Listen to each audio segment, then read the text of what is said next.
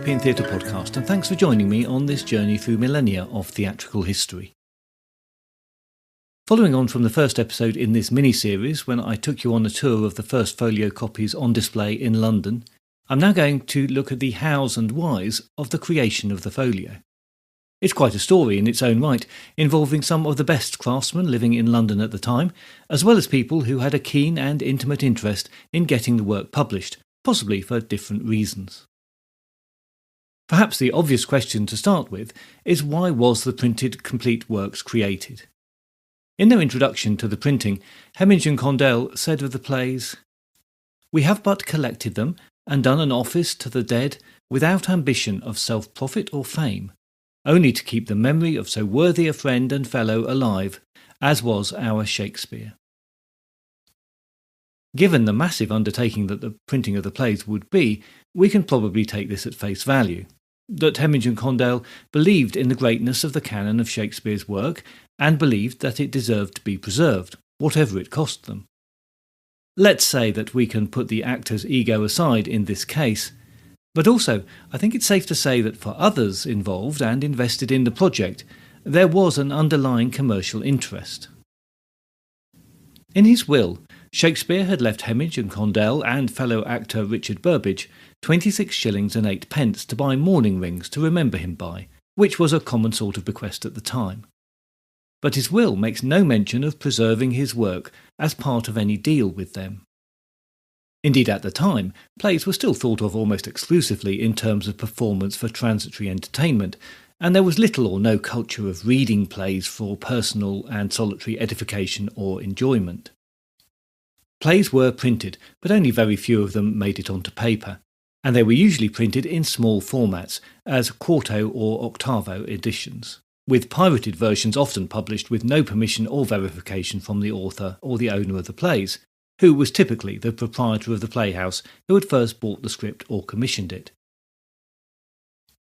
The distinction between the size of works printed comes from the technique of printing multiple pages on one sheet of paper. The folio was the largest form, with 2 pages printed on each side of the paper, which was then folded in half and trimmed to produce 4 pages for a finished book. Quarto printing used the same size paper, what we now call A2, to print 4 pages per side, which was then folded twice, and the folded edges trimmed, and thereby 8 pages for the book were produced. The octavo size took the process a step further, with 8 pages printed on each side of the paper, with the folding and the trimming process then producing 16 pages to be bound to create the finished book. So, although the printing of plays was undertaken, there was certainly no sense that a playwright could be admired in literary terms. This was with one exception, which was a very significant one. In 1616, Ben Jonson, Shakespeare's contemporary, his friend and his rival, published a first folio of his complete works. This was just 6 months before Shakespeare died. Jonson's folio, simply called The Works of Benjamin Jonson, included his plays, poems, masques and other entertainment. That's 9 plays, 2 poems, 13 masques and 6 entertainments in total. Only 5 of the masques, a poem and 1 entertainment, had been published previously. This is now seen as the first attempt by any English Renaissance playwright to have his plays taken as serious literature alongside his other work. Jonson was in his mid-40s when he put his first folio together and was still producing new work, but this has the real sense of Jonson wanting to establish a sense of his legacy as an artist. It was a big exercise in self-promotion, but it also may have given Hemenge and Condell the idea that a collection of plays in print was a good way of maintaining their great friend's own legacy. Jonson went on to plan a second folio volume featuring later works in 1631. After 3 plays had been printed, the project ran into trouble. Jonson wasn't happy with the quality of the printing, and his business relationship with printer Robert Allott soon crumbled. Allott died in 1635, and the ownership of the works then fell into a complicated legal dispute. Jonson himself died in 1637, and a third folio, more or less his complete works, was not published until 1692. So maybe spurred on by Jonson's self-promotion, maybe motivated simply by respect for and belief in the importance of Shakespeare's work, and just maybe, although they would never admit it, hoping for a profit, Hemenge and Condell kicked off the project to collect Shakespeare's plays into one volume. And I should note here that it was only the plays that were included in the collection. Shakespeare's poetry was well known, but this was his fellow actors, collaborating in his memory, and for them it was his plays that mattered. With the First Folio, they went on to produce the first printed collection produced in England to contain only plays. All three men had worked closely with Shakespeare as part of the King's Men, and it's safe to assume that between them they knew most, if not all, of the plays very well. John Hemenge was born in Droitwich, but moved to London aged 12 as a grocer's apprentice. Aged 22, and by now a freeman of the Company of Grocers, he married the widow of an actor in the Queen's Men who had been killed by a fellow actor. The first mention of theatrical interest is in 1593, when he's recorded as one of Lord Strang's men. 2 years later, he was with the King's Men, where he remained until his death in 1630. Throughout his involvement with the theatre, he also remained active in the Grocers' Company, and through that, active in the life of the City of London. In fact, there's quite a crossover with Apprentices of the Grocers' Company appearing on stage at various times. It seems that he was always on the lookout for new acting talent from amongst his fellow grocers and their apprentices. References to Hemenge as an actor are very scant in the record, but suggest that he took on tragic roles and he acted intermittently into his 50s. What is more certain are the records that place him as the main administrator in the King's Men Company. Records list him as the man who collected the payments for performances at court and as the contact man between the players and the master of the revels. He owned a building adjoining the Globe Theatre, which was probably an alehouse. He also acted as a guarantor for Shakespeare when he bought a house in Blackfriars. So we have a real sense of a successful businessman who was fully engaged in the life of the theatre and the business and administrative life of the City of London. Henry Condell's origins are obscure, but he was probably the son of an East Anglian fishmonger. He might also have been in Lord Strang's Men, but he was certainly acting in London in 1596. He worked in the Lord Chamberlain's Men and in the King's Men, and where there is a record, he's listed as one of the main actors, but always below Burbage. He prospered at acting and certainly did well enough to buy a house in Fulham, then an area that was well outside the city and considered a country residence. And the fact that he is mentioned in Shakespeare's will suggests that he was a close associate and a senior member of the company. He seems to have stopped acting in 1619 and died 8 years later, aged 51. I won't linger on the details of Burbage here, as I feel sure he deserves an episode devoted to him when we get to Shakespeare in the main podcast narrative.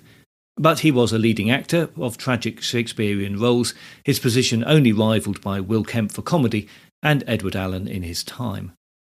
However, he died in 1619, so it's not clear exactly how much practical involvement he had with the project of the First Folio. It's hard to believe that he wasn't instrumental in launching and invigorating the plan, but we have no hard evidence of this. But these three were undoubtedly in a good position to gather together scripts and collect a complete collection of the plays. Perhaps they started just by making a list of the titles they knew, which they already had in their possession, which were lodged with the King's Men, and with an idea of where they might find others. We don't know when the idea for making the collection was formulated, but publication didn't occur until 7 years after Shakespeare's death, so we might imply that collecting and editing the scripts took a long time, even when we take the relatively slow printing process into account. And we should remember, as you have already heard on this podcast, that it is unlikely that they could easily get a script that was complete and a single correct version. Perhaps best of all would have been copies of individual plays already printed in quarto or octavo versions. The editors were certainly concerned about the quality of these, and would have checked them over carefully against their memories. Presumably they could still quote many of the lines of many of the plays verbatim, but also against their next best source, the prompt copy. Single prompt copies of some plays may have been available, and would have given a complete version of the play, but even these would have had additions and notes scrawled all over them that would have needed interpretation, perhaps even a degree of deciphering. and decision-making about what was to be included or omitted in a definitive version for print. Cue sheets may also have been available to them, giving the entry and exit points and lines for one character or several characters played by the same actor. These seem very confusing to us now, but these particular editors were used to using them and understood how they worked, so they may have been useful to them. Other sources may have come from Shakespeare's family, such as manuscripts or early versions or rough copies of the work that he kept at his London home or that he took with him to Stratford-upon-Avon when he retired from the London life. If that leaves you with an image of a room piled with papers of varying quality and quantity, gathered at different times and from different sources, well, that seems to me to be not too far from the truth. The work involved, even in just collating a version for printing of all the plays, must have seemed daunting, if not, at times, insurmountable. As much as this was a passion project for Hemenge and Condell, they must have realised early on that success depended on a good financial basis for the project. As we have already seen, John Hemenge in particular was a man of business as much as the stage, so he surely had an eye for how to finance the project properly. Perhaps aware of the ambition of the project, they went to one of the best publishers and one of the best printers in the business to help bring their plan to life. Edward Blunt, son of a London tailor, was born in 1562, and as a young man was apprenticed to the Stationers' Company for 10 years. He became a freeman, a full member of the company, in June 1588. While publishing in his own right an Italian-English dictionary, comedies by John Lilly, the works of Cervantes and Jonson, among many others, he seems to have toyed with publishing Shakespeare plays before. Both Antony and Cleopatra and Pericles were registered by him with the Stationer's Office in 1608. We don't know why neither publication didn't come to fruition, but this suggests that he realised that Shakespeare plays in print could be a good business proposition. Blunt was a successful and international publisher and businessman, so he may well have made a very significant contribution to financing the printing of the First Folio, but we don't have any details of the financial arrangement between the parties concerned. William Jaggard's printing shop in London was at the sign of the Half Eagle and the Quay, in an area of the city near St Paul's Cathedral that was the centre of the publishing business. Jaggard, born about 1568, followed the usual route as an apprentice to a printer and then set up his own shop. At the time, there was a distinction between the printer who produced the work and the publisher or bookseller who owned the rights and commissioned it. Jaggard was one of the growing breed of businessmen who began to blur the lines and invested in some of the publication projects that he was printing. Jaggard's shop produced a wide variety of work, from popular ballads to highly illustrated academic and esoteric works, and of course, at the time, the line between those two subjects was very blurred. The point is that he could produce very high-quality work, displaying some of the finest printing possible in England at the time. Contrary to the impression sometimes given by the First Folio, because of the many errors and corrections that are noted, Jaggard was a top-quality printer. In fact, he was appointed the official printer to the City of London in 1611. A few years prior to that, in 1608, Jaggard purchased part of the business formerly run by James Roberts, a printer who had worked on several Shakespeare plays in quarto version and who printed the players' handbills that advertised their performances. Jaggard was particularly interested in that business, which was run as a monopoly, and it was granted to him in the end in 1615. Jaggard had a long involvement with printing Shakespeare, but it was a troubled one. In 1599, he published a volume of 20 poems that he announced as being by Shakespeare. Modern scholarship attributes only 5 of the poems to Shakespeare. The original edition has only survived as fragments, but a second expanded edition has survived as a complete copy, as has a third edition printed in 1612. He was also involved in printing a collection of 10 plays by Shakespeare in 1619, which has become known as the First Folio. Jaggard printed the 10 plays in such a way as they could be bought individually or bound as a collection at the customer's request. Only 2 complete copies of those survive and suggest that the bound copies were put together with the plays in no particular order, except that it is the first time that versions of Henry VI, Part 2 and 3 were joined together in print as related plays. The collection also included Henry V, King Lear, Pericles, A Midsummer Night's Dream, The Merchant of Venice, and The Merry Wives of Windsor. Two other plays included in the collection, Sir John Oldcastle and A Yorkshire Tragedy, are now not considered to be by Shakespeare. A Yorkshire Tragedy was originally attributed to him, but is now thought to have been written by Thomas Middleton. Sir John Oldcastle was never attributed to Shakespeare. Henslow's diary includes mentions of the play and lists 4 authors, none of which are Shakespeare. But there is a connection to the eponymous character, who was a historical figure and thought to be the inspiration for Shakespeare's Falstaff. Jaggard's motivations, beyond commercial gain, for publishing both the poetry collection and the First Folio have troubled scholars, and there seems to be no clear answer, other than to say that rights ownership and the printing of what we would now consider pirate copies are some of the murkiest waters of Elizabethan cultural life, especially when it comes to the still relatively new form of licensed plays for public performance. Clearly, there was money to be made in the printing of plays, and authorship of plays was not always clear-cut even at the time. But it also seems pretty clear that Jaggard and other printers and publishers worked on the edge of what was legal as far as rights ownership went, and were comfortable with stretching the truth when it came to putting a good publication together. What was undisputed was that Jaggard's print shop had the capacity to produce a large work like the envisioned First Folio, and, we have to assume, he showed an enthusiasm for doing the work. If the other collaborators had concerns about Jaggard or animosity towards him because of the semi-legitimate poems and earlier play collections, then they put them to one side from necessity or perhaps expediency. In fact, by the time he was approached about the work, Jaggard was an old man and nearly blind. It was his son Isaac and his team of apprentices who took on the practical work of producing the First Folio. Jaggard Sr. died in November 1623, just before the First Folio was published. And these men, as far as we know, were the producers of the First Folio and the investors in it as a financial project. Where rights to a play were clearly established, the owners were probably paid a fee, or maybe a profit share if they pushed for it.